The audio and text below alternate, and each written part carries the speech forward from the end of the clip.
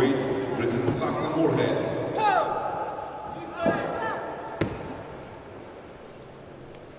اکنون دوستان عزیز فرصت فرا رسیده است که چهره سرشناس کشور شادمان رضایف با پیراهن سفید با میدان میبراید با حریفش از پرتغالیا فرناندو که هر دو پهلوانان در حال سبقت را شروع میکنند.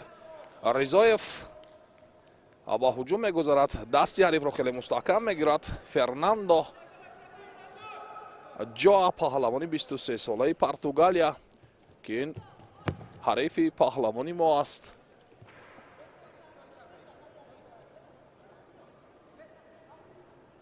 شادمان رضایف را میباید خیلی احتیاطکارانه گوشتیم بگیرد.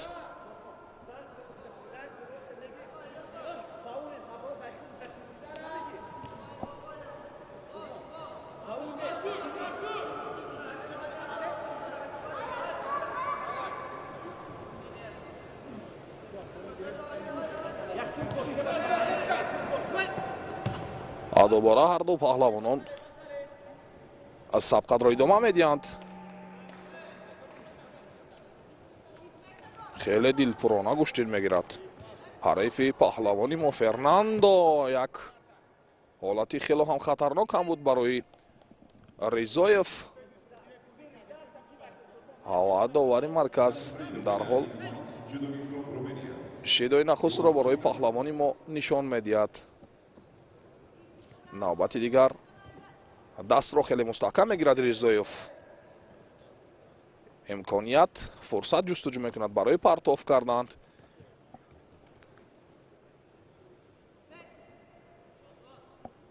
اصولی که خیلی در سطح بلند اجرا میکند شادمان رضایف. اوچیماتا که اکثر حریفان خود را با این اصول پرتاب میکند و مغلوب مینماید. حالا میبینیم که با حریف پرتغالیاش چگونه مهارت خود را نشان میدهد و برای نادرست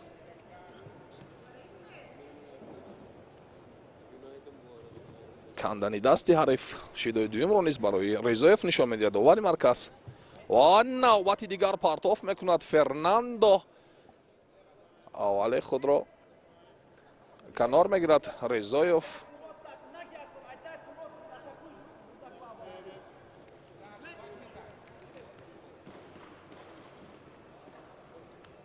نوبت دیگر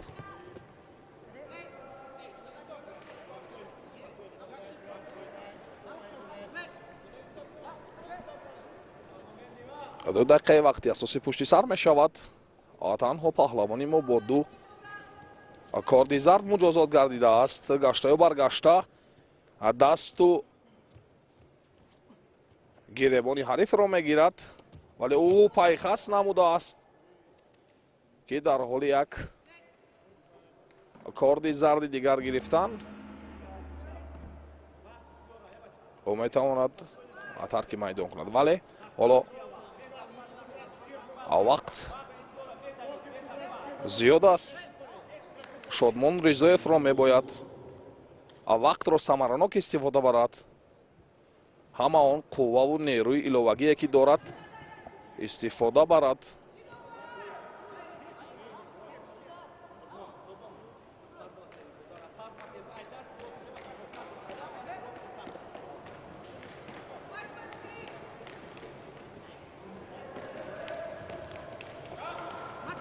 همین طور می شود دوستان عزیز. شیدای سیم را برای شادمان رضایف داوری مرکز نشان میدهد با سبب کمکاریش و پیروزی نصیب پهلوانی پرتغالیا فرناندو میگردد. همین طور پهلوانی ما از ادامه رقابت ها محروم میگردد.